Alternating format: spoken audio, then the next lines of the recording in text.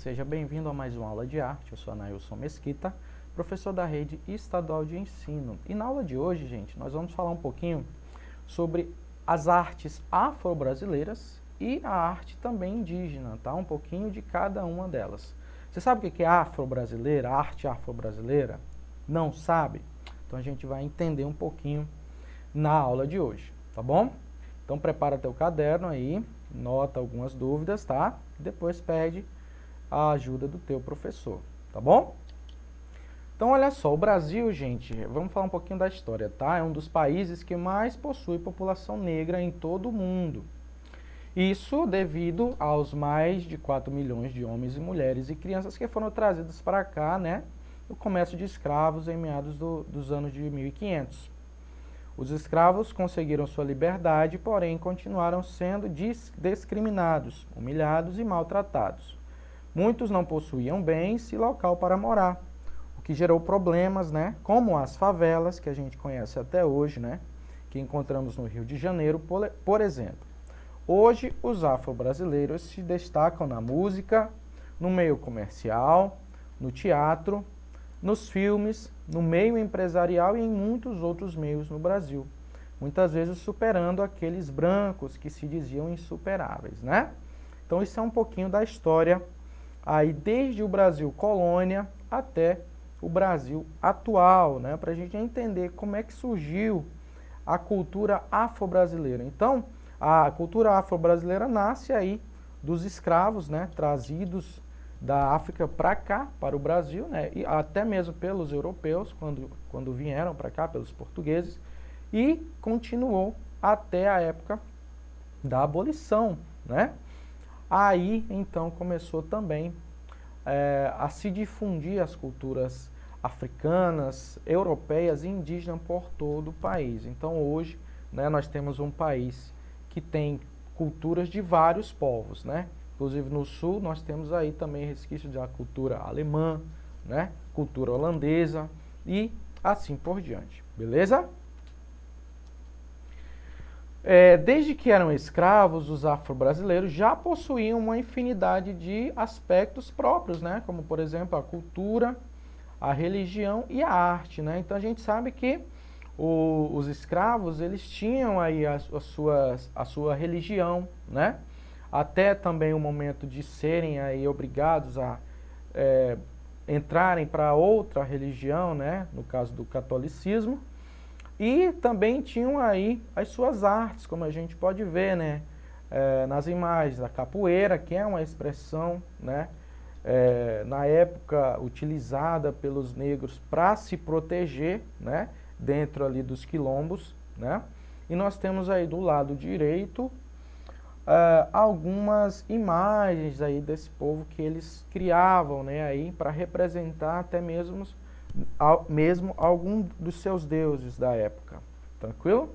Então aí já era um resquício aí da cultura, né, um início aí da cultura que, né, no momento ainda não era muito grande devido a ainda serem escravos e não poder manifestar a sua fé, a sua cultura abertamente, né? Aí nós temos uma máscara, né, de madeira, também criada, né, por eles. Aí nós temos um objeto de bronze, também criado, né, pelo povo africano, baseada nas histórias, crenças e lendas e na filosofia africana, tá? E nós temos aí, basicamente, feito com elementos da natureza, que é estes objetos aí, que a gente pode observar. Eles utilizavam bastante, tá? Madeira, né? Outras substâncias que eram retiradas da natureza, como argila também, para fabricar os seus objetos, né? A capoeira, né? Vamos falar um pouquinho da capoeira. É uma arte marcial, né, desenvolvida inicialmente por escravos negros no Brasil, a partir do período colonial, né, do Brasil colônia, marcada por seus golpes que enganam o adversário, que geralmente são feitos no solo ou completamente invertidos, né? Inicialmente criados para a proteção e defesa própria, né? Então foi aquilo que a gente falou. Eles utilizavam a capoeira para proteger-se e proteger também ali a comunidade quilombola, né? Que eram negros também que fugiam para aquele ambiente e se protegiam ali entre si, né? Hoje vista mais como uma forma de expressão artística, né? Devido ao movimento que os corpos fazem durante a prática. Algumas pessoas dizem que capoeira é só dança, né?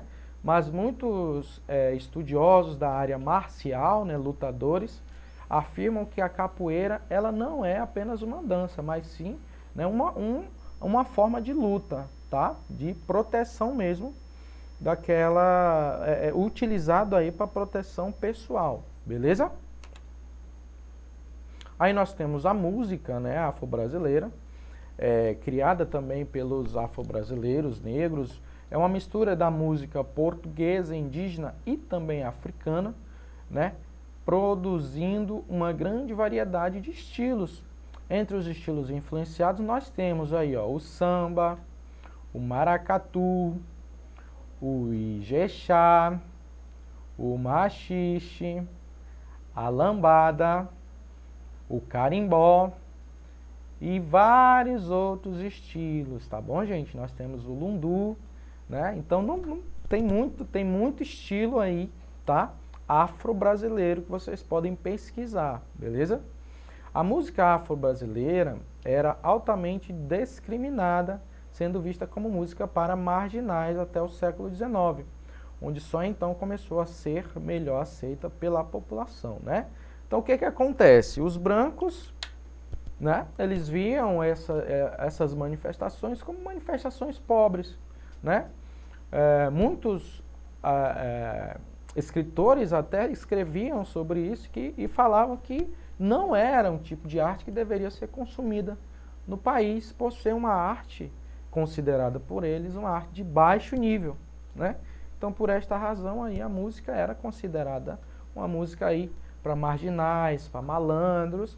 Porém, depois de muitos estudos, hoje a gente sabe que é uma forma daquele povo de expressão, né? E uma forma de expressão é arte.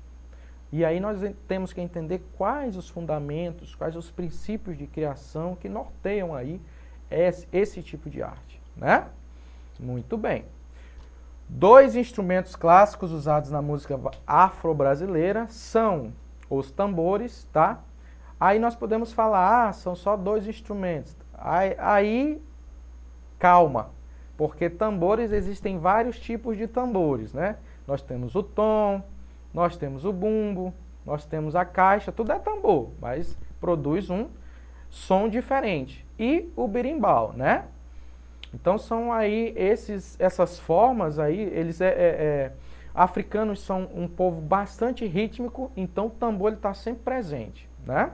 Na música africana e também na música afro-brasileira. E o berimbau, que foi um instrumento já criado no Brasil, tá? Que acompanha ali a capoeira, beleza? Olha só, nós temos aí exemplos de berimbais, tá? E nós temos aí do lado direito exemplos de tambores e também chocalhos. Então veja, aqui do lado esquerdo, tá? Nós temos o berimbau viola, tá? Que é o mais agudo, o berimbau médio e o gunga, tá? Beleza? E ali nós temos os tambores, tá?